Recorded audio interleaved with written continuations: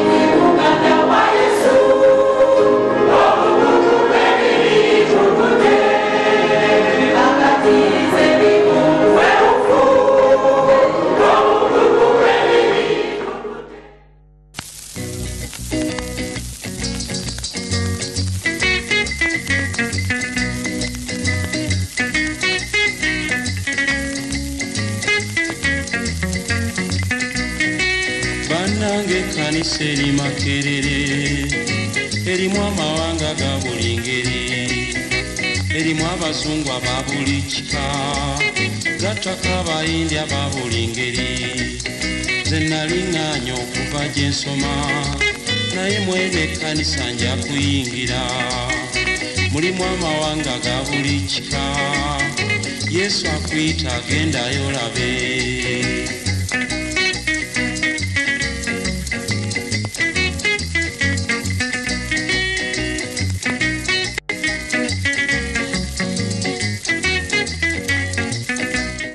Hallelujah, erinnya lya Mukama lyebazibwe. Eno ye Gugudde TV. Program byobadde tomanyi mu Gugudde okuva mu myaka gy'enkaaga. Omwanjuzi waayo Sunday Yusufu mu Kasalubwama oyo gwolabirako ddala wano ku lutimbe lwa Gugudde TV. Baganda baffe ne bannyinaffe abaana abato abavudde mu makanisa agatali gamu nga Kasangati Full Gospel Church, abavudde Makerere Full Gospel Church, Seeta Full Gospel Church, Mbiko Full Gospel Church, Victory Christian Center Mundeba, ewa muganda waffe Kayuwa Christian Fellowship, n'amakanisa gonna amapentekote nkigomiza amakanisa gonna amapentekote gye muvudde okusaba n'okunoonya erinnya lya Mukama mukuliko eyo nnyo. Tuli mu kitundu kya program eyitibwa byobadde tomanyi mu Gugudde okuva mu myaka gy'enkaaga. Program ya byafaayo. Ebiseera ebyo weeks ezo tukyali mu program y'omusumba Jotham Mutebi nga ajaguza obuweereza bwe obw'emyaka 5 mu buweereza obwa Full Gospel Church. Naye tubadde tuli ku episode eyokusatu, ekitundu ekyokusatu. Ne tugamba nti tugira tukikomyawo ate katuyingise wano agaguddewo. Ne mu programu eno byobadde tomanyi ate namwe mubaamu akatundu ako agaguddewo. Kaakati ate mbatuusaako ekitundu ekinyuvu kyesaagadde kubuusa maaso, kyesaagadde kulwisaawo. Omuganda aga nti bwolwa mu nnyama supu awola, tetwagadde supu bwaffe awole nga tuli ku nnyama. Katugendekewo Kasangati tubalage ebyafaayo bya Kasangati. Omudinkoni Katongole bwe yambuulira ku byafaayo by'ekkanisa ye Kasangati, yadde nali ngimanyi ate byankwata omubabiro. Nakoma okumanya ebyafaayo by'ekkanisa ya Kasangati mu myaka eyo egy'ekinaana nga omusumba waffe Pastor Lukibigango Leo Lukibigango nga yayimusizza ekkanisa eno nga yali mu kkanisa eno ne lwenakomeera okugiwulirako oluvuvuma awo ng'omusumba Kaaya era nga yagirimu. Naye kakati ekkanisa eno ekulemberwa muganda waffe Reverend Pastor Stephen Kiragga. Omusumba Kiragga akoze omulimu mulungi nnyo ne baganda baffe abo bonna abakasangati abakadde mu kkanisa ya Kasangati abadinkoni eno nno ekkanisa eraze ekyafaayo nnyo erina emisinde gyeddukirako balina buli kimu balina Sunday school bayigiriza ennyimba eza kwaya bayigiriza ennyimba ez'ebivuga gino emirere gye tukuba bayigiriza ebya kamera balina ekitundu kya media era ebifaananyi ebyo byogenda okulaba bwe nabadde nga ngalangatana ne kamera yange nkwate omukolo guno gwonna ogwa Kasangati Full Gospel Church abavubuka abalungi ennyo ne bajja ne baŋŋamba nti muzeeyi katukuyambe era ebifaananyi ebyo byogenda okulaba beba bikutte nensanyuka era ndowooza Pastor Fred Wantat ekkanisa ye Kasangati eno togibuusa maaso waliyo abamanyi era okukwata ebifaananyi ekyo ate ekisesa oba ekyewunyisa ekkanisa eno mwe muva mwannyinaffe Joyce Namitala kati ye station manager era PD program director wa program zonna eziri ku Gugudde TV ava mu kkanisa eno ye Kasangati kanisa nnyonjo bagizimbye era nga bw'osoose okulaba ebifaananyi byaffe ebisoose katukutwale butereevu mu kusinza n'okusaba nga tutandika n'ekwaya ya Kasangati Full Gospel Church n'oluvannyuma nja kukomawo nkuteeke mu kitundu ekirala mwebale nnyo.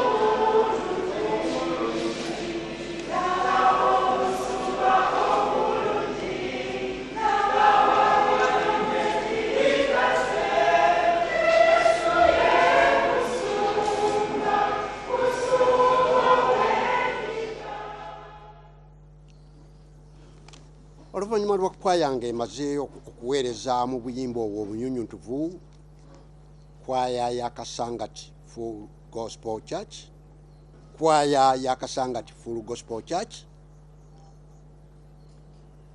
Ebiweebwayo byaweebwayo. Banne bobeera mu kanisa owaayo ebiweebwayo. Abeebivuga bwe muba mukuba ebivuga ne bagamba nti mutwale ebiweebwayo.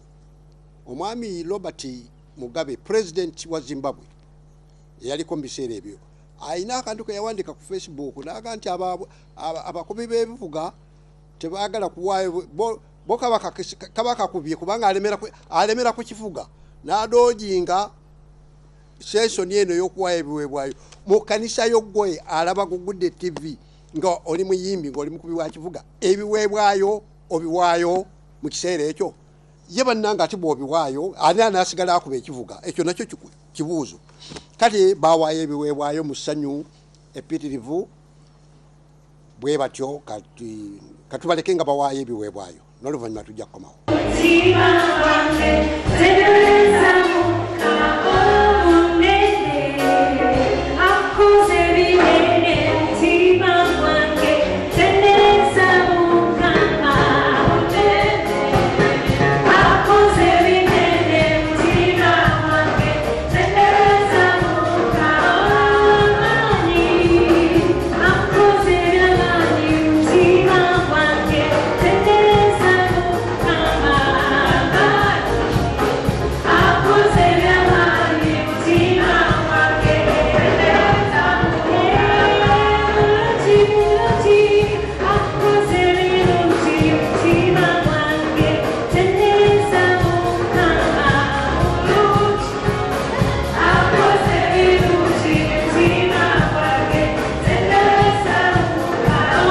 Maze akatundu kafaaka akatonotono ak'okuwaayo ebiweebwayo.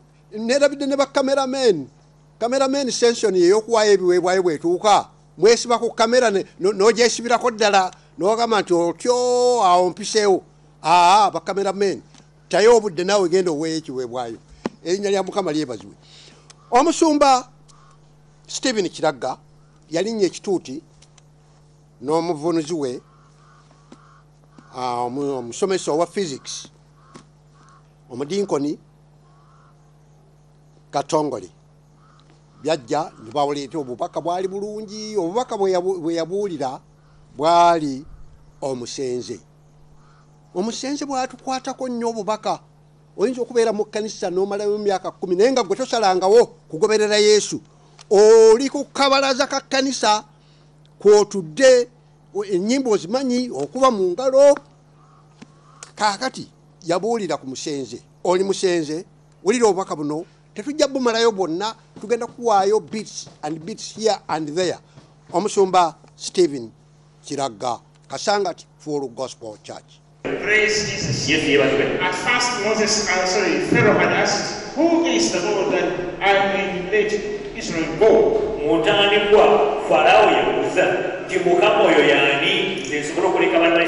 it's like by chapter 12 of the book of Exodus, he had received part of the answer. And he had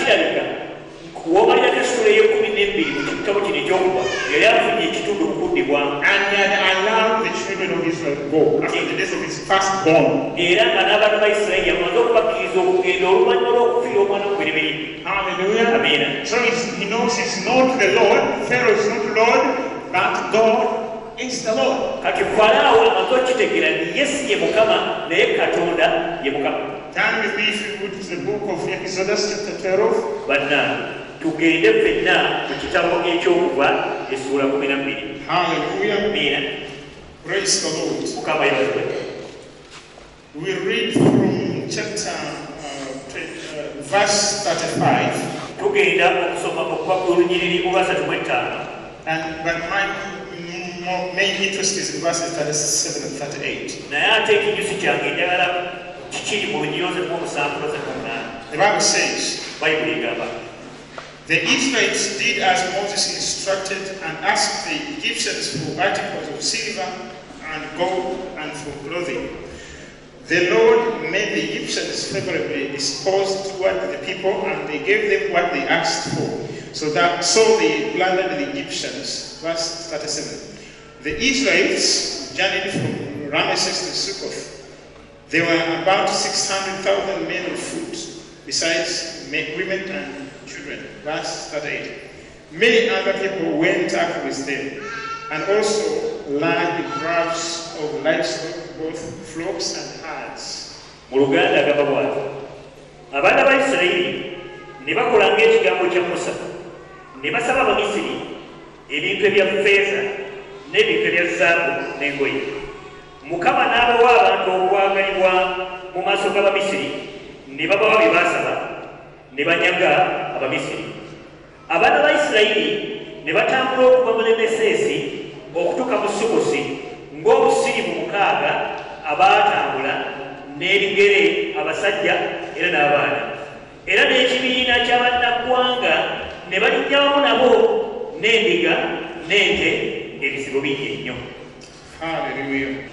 Like I said at the beginning, you might be among those who have many questions about what is happening in the church today. Hallelujah. Amen. And God made sure that you show up in this service today, that you may get those questions answered. Hallelujah. Amen. Praise the Lord. The Bible says in 1 Corinthians chapter 10, verses 6 and 11, and the things that happened to our forefathers in the faith happened and were recorded for us, to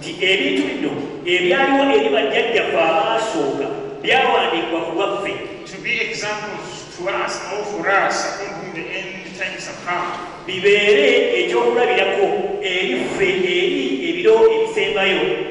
Every one of us has a choice of what to do with the examples that have been given to us. And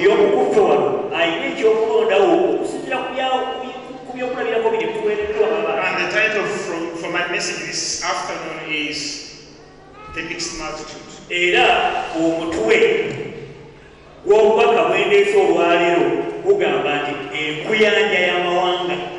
But enkuyanja is good, but I prefer ekintabu. Hallelujah. Amen. It was a mixture of different races. Hallelujah. Amen. So when these people left as God's people, not every one of them was God's people. In a sense of being in covenant with God. Not every one of them knew about Abraham, Isaac, and Jacob. They just took advantage of the opportunity to go. Hallelujah. Amen. Praise the Lord. Praise Jesus. We have many things that are happening in the church today. Because many other people who are not after our God, not even after our Jesus, have also joined the church. They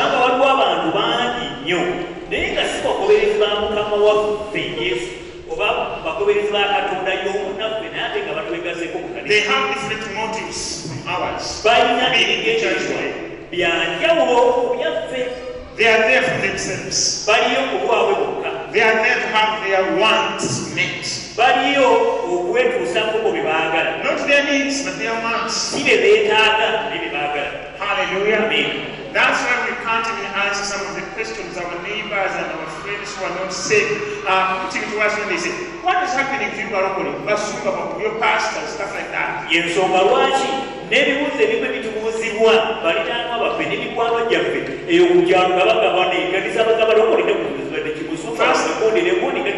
First Corinthians chapter 10 verses 6 and 11 have said that these things have been recorded for us, so that we may learn from them.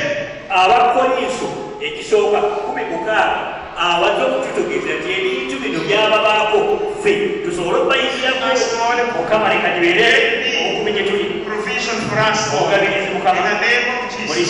Many of us have questions on where this provision is going to come from. In the name of Jesus, I pray that you will be the answer. In the name of Jesus. Amen. Amen. Amen. Amen.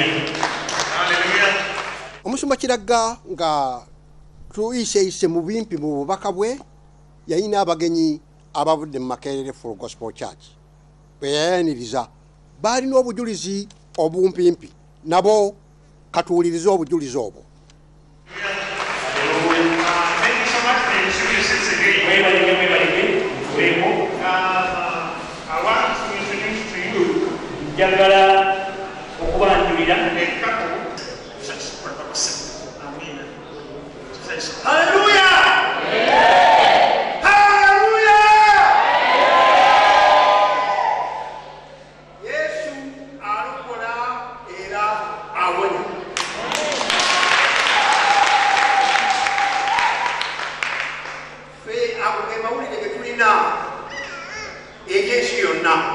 Hallelujah. Tuli basanyufu nnyo nate okujja mu kanisa eno eya Kasangati. Omusumba Stephen ajja kuwa ku byafaayo by'ekkanisa eno bwezeetambula nga tumaze saaviisi eno ssebo ojja kukkiriza otwenda kikanga 15 tusobole okutwala ebyafaayo bino. Omukyala wange ye Florence Nasoti Mukasa ye yansooka okulokoka mu myaka gy'enkaaga. Ajja kubabuulira olunaku tenenda okukaa mu myaka gy'ensanvu nga gyakatandika. Era Yesu ankozeemu omulimu mulungi nnyo. Twebaza Yesu Kristo olw'ekkanisa eno Kasangati okuba twajulira wano Kasangati era abali ku Gugudde TV eno kanisa ya byafaayo nnyo. Nammwe abatulaba ku butimbe bwa Gugudde TV muliraano gyonna eri wano mu Kasangati bannange muleme kukyajjanga kusaba ku lunaku lwa Sande nga ozitawereddwa era ennyike kutte ekkanisa ekuli kumpi wano eri mabega wa Toto wano ndowooza ndi butuufu wano bwegamba nti petrol station ya Toto eri wano bayagwawo weri. Nammwe abali bonna gweyagala okujja okusaba ku Sande kyalako mu kkanisa eno eya Kasangati Full Gospel Church. Ab'Amakerere Full Gospel Church nga mulaba ekifaananyi kino muyinza okuba nga n'ekkanisa eno mbadde temugimanyi naye ate ekkanisa omuva mwanyinaffe kati kubalowooza okubeera omukulu wa Gugudde TV ayitibwa Joyce Namitala.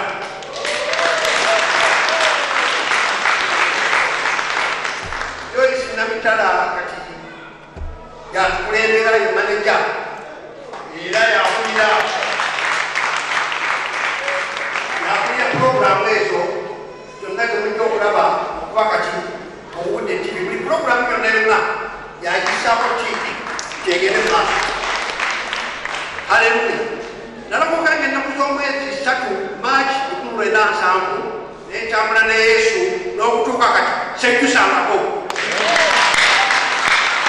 Neebaza Katonda kuba Musumba Stephen akulembedde ekkanisa eno ate twawulirako olukuufumu nti eyina administration ennungi nnyo ekyo ekiyizaamu amaanyi nga neeyamba olukuufumu olwo ye mukulu munnange ono Musumba Katongola ali wano ate mukyala wange ababuzeeko.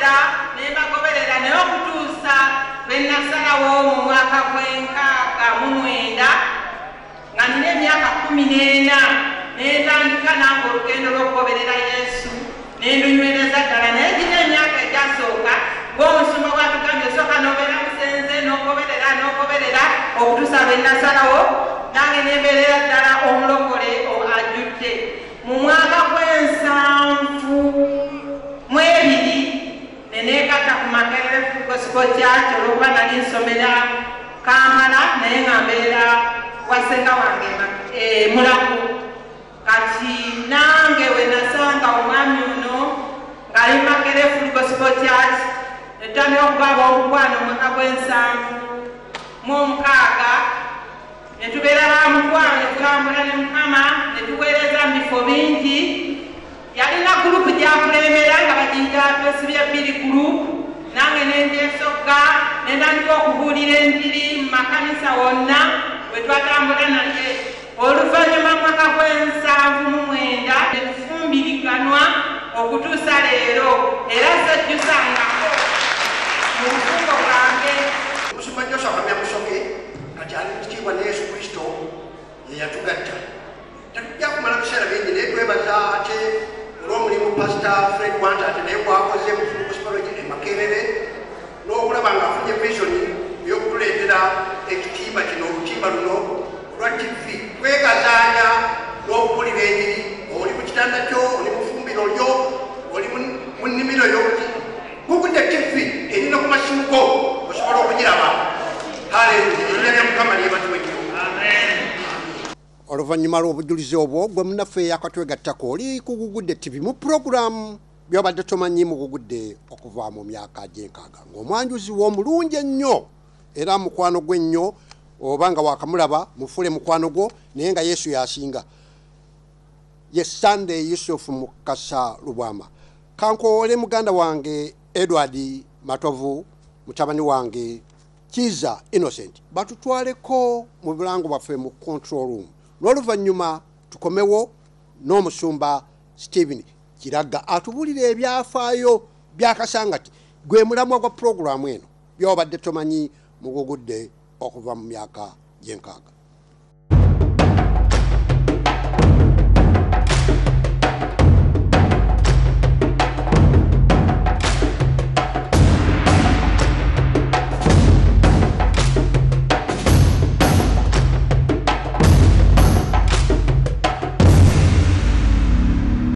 Zanya, pausinga, recordinga, obodde mabega. Nyumirwa Gugudde TV ku simu yo, tablet oba computer wonna wuli. Wasubidwa program yennyuvu tofaayo. Tu recordinga programs zonna okumala ennaku 2 ku Yo TV channels. Downloadinga Yo TV channels app ku Google Play Store, iOS App Store oba butereevu ku mutimbagano www.yotvchannels.com. Yo TV channels, recordinga, pausinga, era onyumirwe TV ne radio mubuliwo.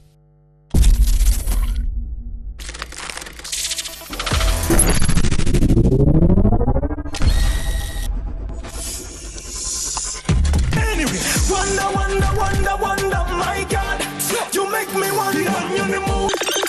Yes, so you're in the mood. So you know who you are. Shout in love, declare it. Matuna zakeni. Ngambira koni aje muchachi. Yes, sir.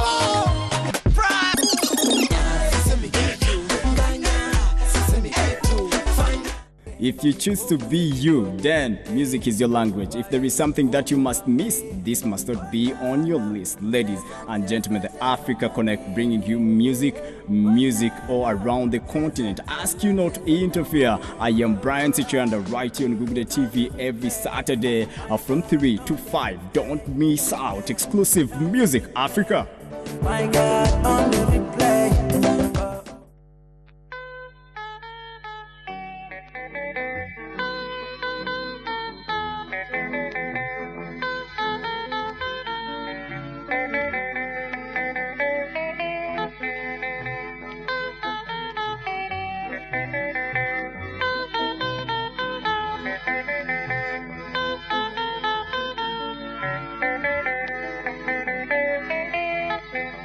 Mungu yu mwema, Mungu yu mwema, Mungu yu mwema, yu mwema kwangu.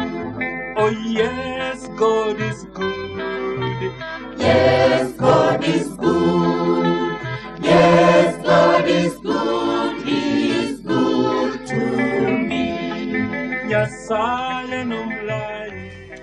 Katukomyewo mu bulango bwaffe mwebale nnyo mukulu muganda wange Edward Matovu n'ekiza Innocent mutabani wange mu control room ya Gugudde TV. Bannange mukyalireko abaagala mufune yakadde mugendeko mu studios za Gugudde TV. Kino kirala kino kika mujja kwebaza Mukama. Katugende butereevu omusumba waffe Stephen Kiraga nga ono ye musumba wa Kasangati Full Gospel Church atuyisa mu byafaayo bya Kasangati Full Gospel Church.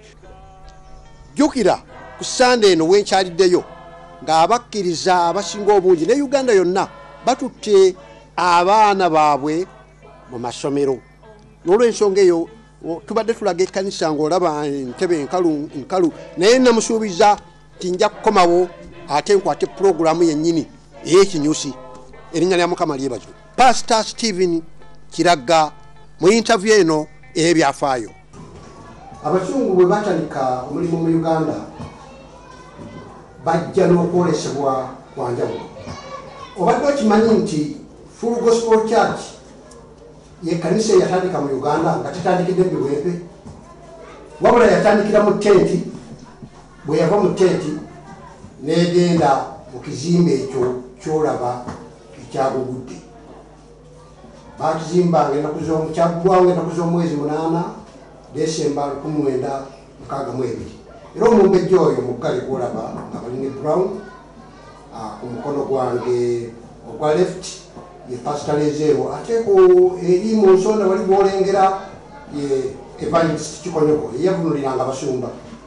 Bali bagulawo ekkanisa eyo tenti abasumba ba Full Gospel Church oba Full Gospel Church teyagirwamu eyo tenti ya green gyolaba n'obumotoka obwo obwa Volkswagen.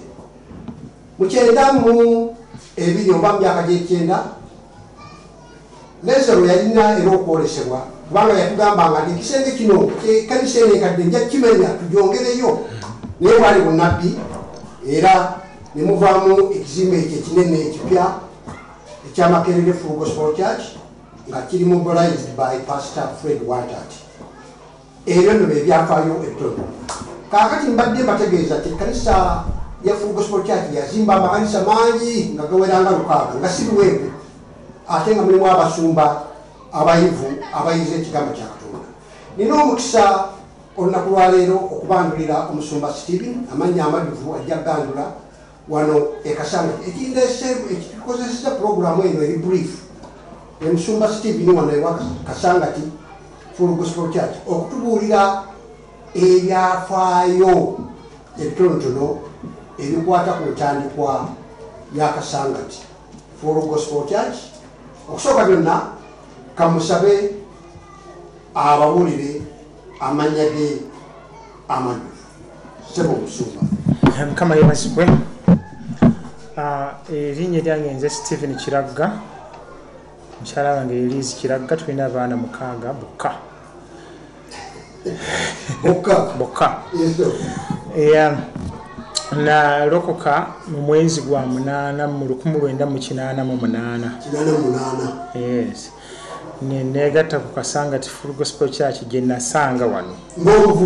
Ng'omuvubuka mbula kale myaka 21 gyokka. Era mbadde kulaba nnyo.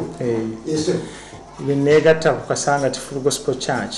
Naye nga yonge kanisa ebyafaayo bye nasangawo amawulire nga baŋŋamba nti yaggulwawo mu 82.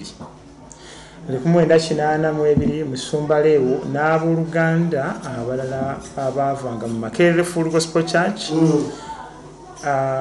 ne abayizi ba Bible School. Kasangati Full Gospel Church etandika mu 1982. Genda masusu. Yeah. Naye nga abantu ekanisa abantu abasabiramu. Naye nga ekifo tekyali kino. Yakuŋŋaanirako mu muyembe awo ku Toto. Yes. Yakuŋŋaanirako ku community center. Kasangati yakuŋŋaanirako ne ku ddwaliro. Nga banoonya ekifo paka lwe baafuna ekifo kino era ne service yasooka baŋŋamba bakuŋŋaanira bateeka egundi temporary shelter mu bikata bya Lumonde ne bakuŋŋaanira awo era ate baakola kinene ndowooza n'abasekerezi ne bayitawo ne babagamba nti abantu mugenda bajja wa be munaatuuza okwo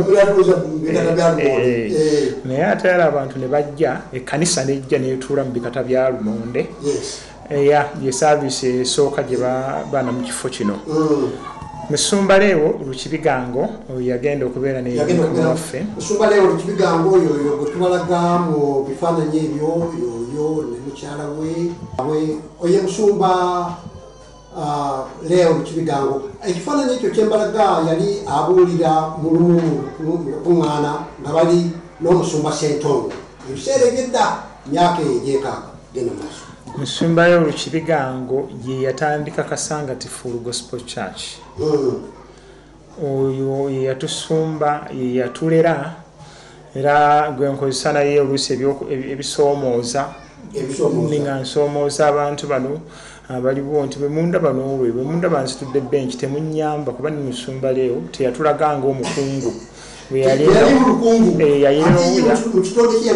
asitula emizindaalo ayera akola kibwe ebito ye Musumba waffe yatulaga ekyokukola era n'atusumba n'atuyigiriza obuweereza olwokuba mu kiseera ekyo yali National Evangelist mu Full Gospel Churches of Uganda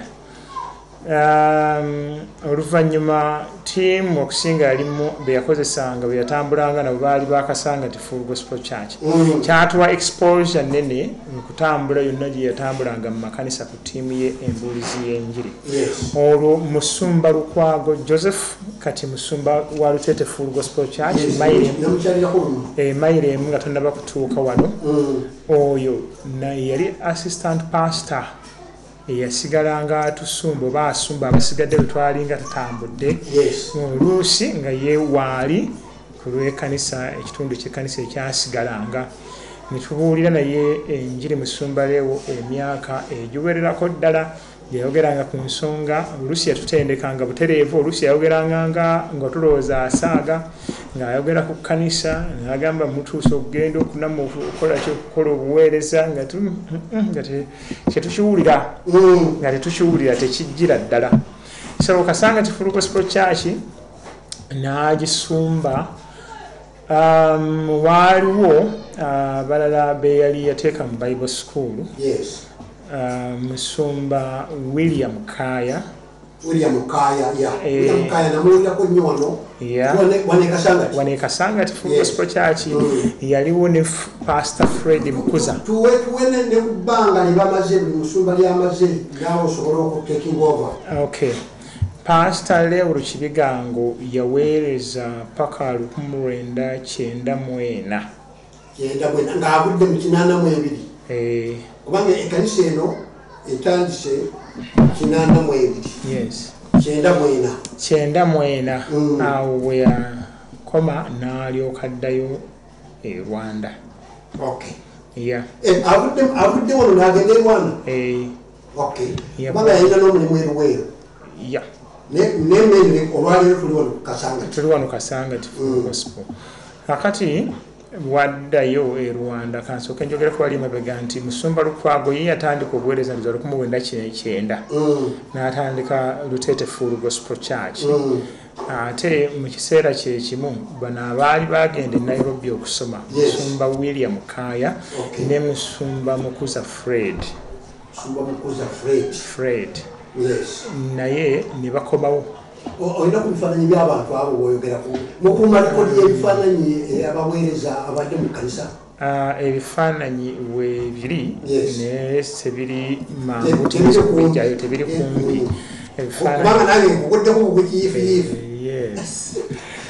Mukama yeebazibwe kati ono n'akoma ku 94 Musumba Kaya abadde wano Musumba Mukuza ye avaawo mangu n'atandika obuweereza ekkanisa eri ku lw'ekira ku ssomero eryo erya Fields of Life yatandika obuweereza awo Musumba Kaya n'aweereza paka mu 2008 awo kati ye neeyongerayo kakati awo we natandikira nze okubeera omusumba wano nga senior pastor nali nga assistant we nembeera senior pastor okuva mu 2008 okutuuka ne leero mpeereza n'omusumba Geoffrey Kirya kubanga abadde ekyo kirungi nnyo kiba kirungi ekkanisa ne mubeeramu omusumba senior pastor ate n'abeera ne ba associated pastor twagala okumenyere buli omu kyakola era bameka abakuyambako ng'omusumba.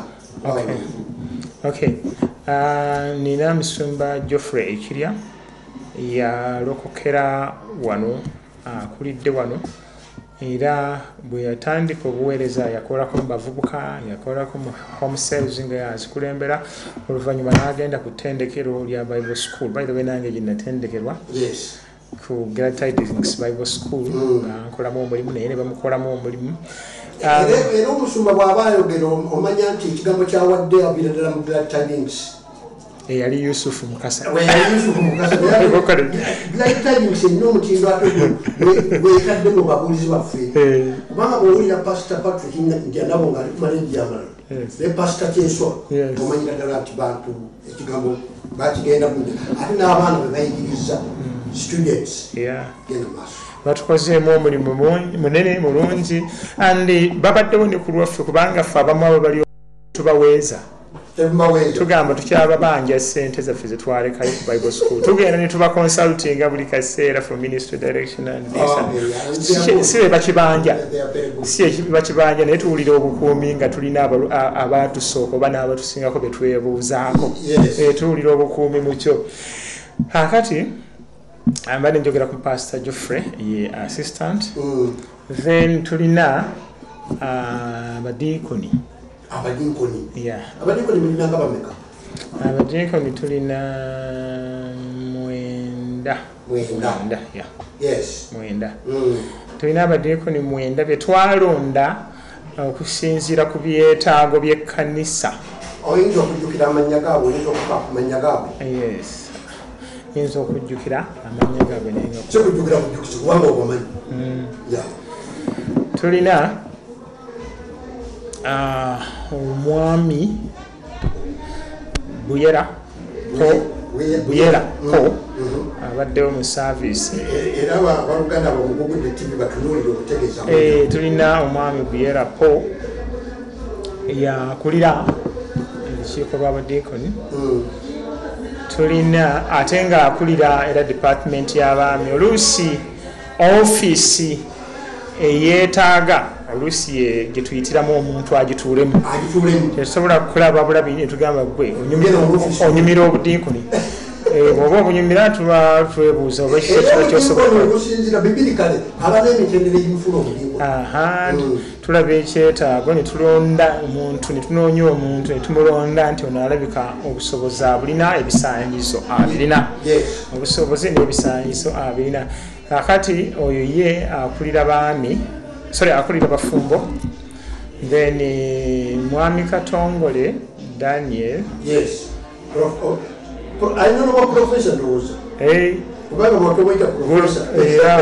Gulu University sajja muna physics nnyo eyo Gulu University alina nokukulabula nti yeneetera okuggwamu. Kakati oyo w'abaami akulira department y'abaami ekitongole ky'abaami. Waliwo Ernest Katwesijje oyo ye mudinkoni akulira ebya discipleship ne product ya Glad Tidings Bible School.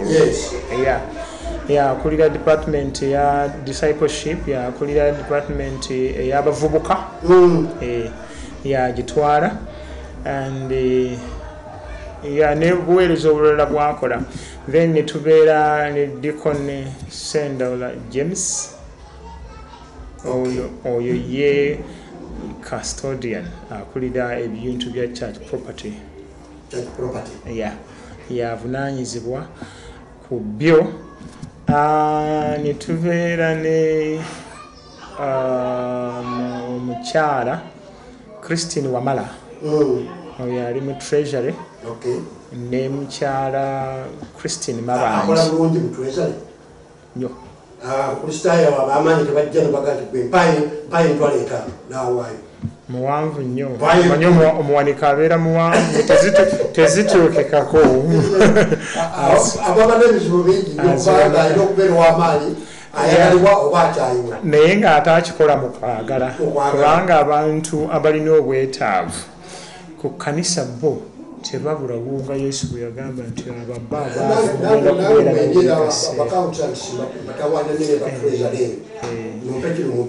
kale si bakristini babiri be bakola waliwo Christine Wamala ne Christine Mabanji si bazibu eri abantu betubasindikira beturecommendingira nti ono yandibadde aweebwa obuyambi ekyo kibawo buli lwa Sunday waliwo abali supported every Sunday on a weekly basis so sibawanika bazibu manya sibakakanyavu ya mukyala Sendegeya awo tuli ku layini y'abadinkoni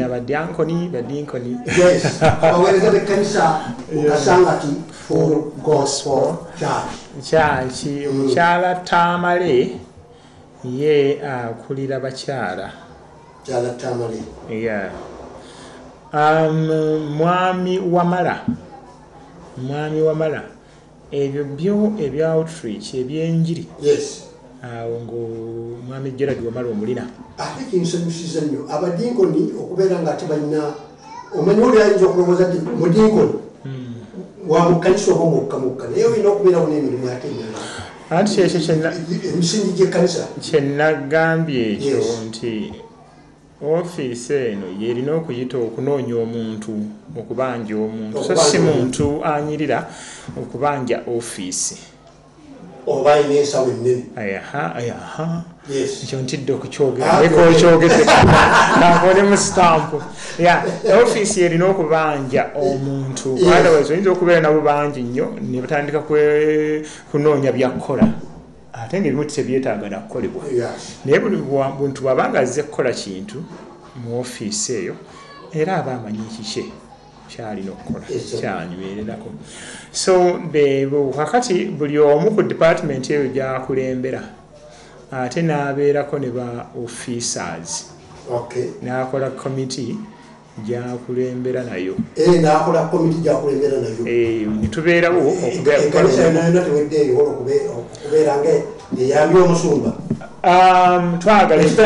twagala eggweeyo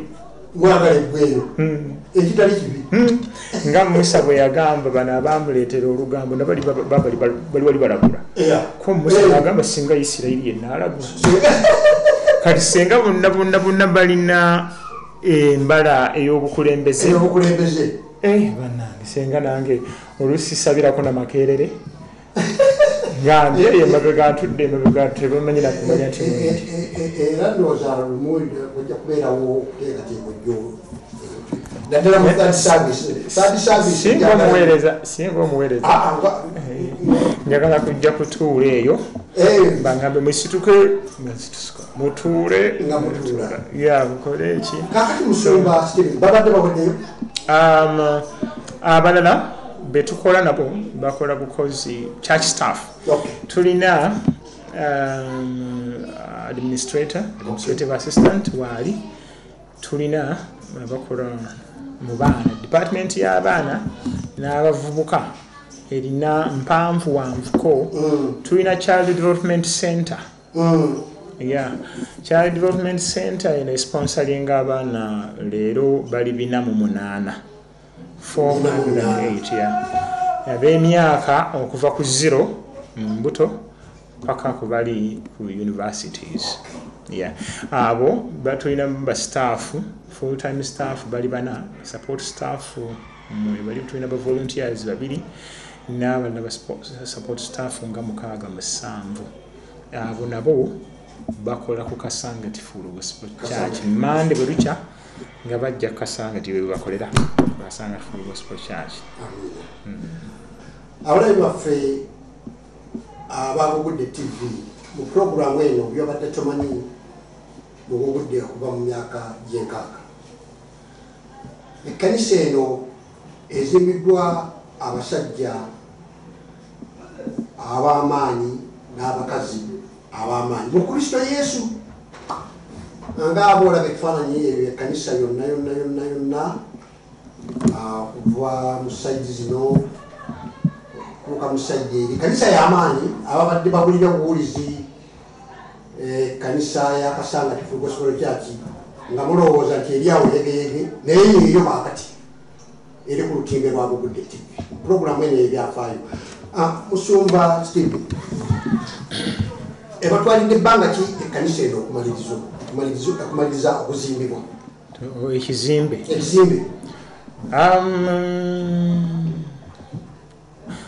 okumaliriza kanzikirize okumaliriza badde sinagisiiga ebweru naye twatandika mu 23 okuzimba ekizimbe lwaki ngamba bwe ntyo nti ekanisa enkadde ebaddewo paka 2014 enkadde ebaddewo ya netugimenyawo kino paati eno gyetutuddeko yazimbibwa nga separately nga nakiri weekiri enkadde weeri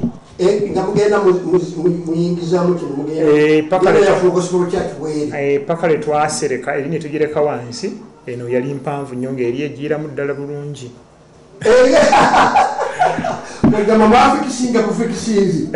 twalina obuzibu obwokwebuuza tudde mu kiwempe nga tekiwulikika nakyo kaakati bwe ntuukirira Engineer Sendagire Blasio Makerere Full Gospel Church nemutuukirira nemugamba tulina ekyetaago nali mumanyi emyaka mingi nnyo nali naakalokoka ne mulaba okuyita mu bundi mu Musisi Paulo balina gye yatwalanga abakozi baawano n'abakozesa Blasio kati nali mumanyi kati olukiiko bwe lwali nga lwebuuza engineer tugenda kumujanga ngenda mwami Sendagire ngambe mutegeezaako nambuulira ebigambo bingi nengamba oba anaazogera ddi ssente oba nali manye ziri mu nsawo yaffe nayogera konzi oba anaazogera ddi nangamba yamaliriza ne sentence egamba something like this nti omanyi byokolera Mukama bye bibeerawo emirembe n'emirembe akati sijja kubajjako ssente byowakolera Mukama nze olwedda manyi nti andwisa ate yagenda tujjako ssente ye inginiya era ne bajja ebizimbe lwe byagwa ennyo mu Kampala babiyimiriza nakulu bayimiriza okuzimba kalina buli azimba kalina ne batukuŋŋaanya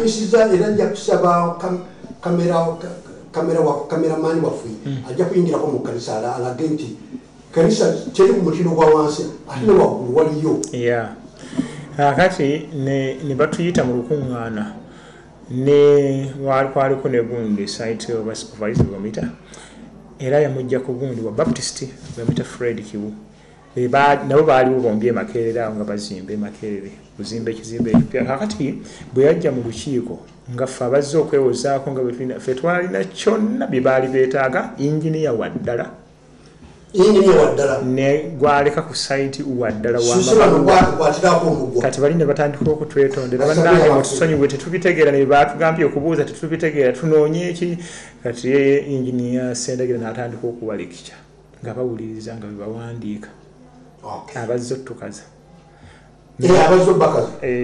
tulage twewozeeko oba tulina ebituufu ne batandika okuwuliriza Engineer Sendagire so tukozeemu omulimu mulungi era tukwebaza nnyo okubeera n'omwoyo ogw'okuzimba Full Gospel Church.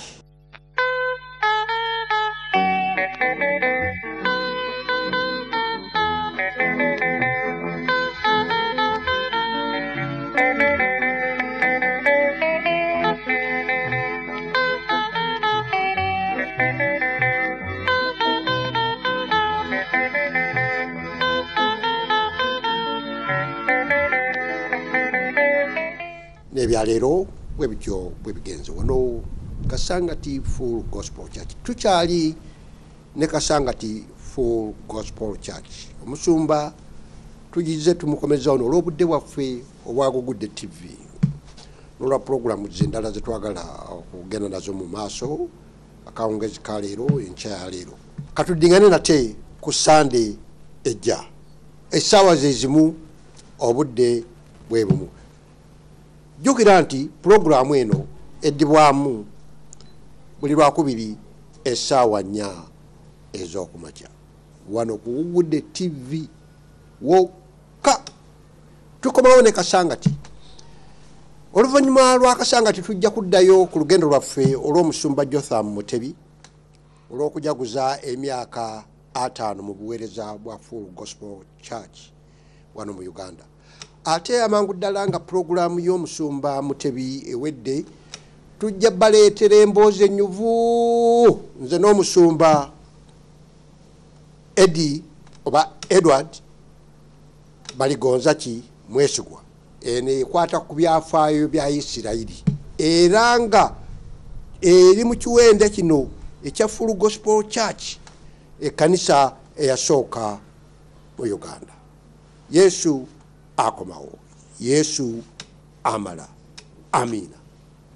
Mungu yu mwema, Mungu yu mwema, Mungu yu mwema, yu mwema kwangu. Oh yes, God is good. Yes, God is good.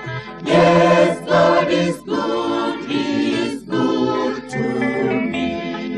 Nyasaye no mlai, Nyasaye no mlai, Nyasaye no mlai, no mlai wanje. Mulungu ni mcha, Mulungu ni mcha, Mulungu ni mcha.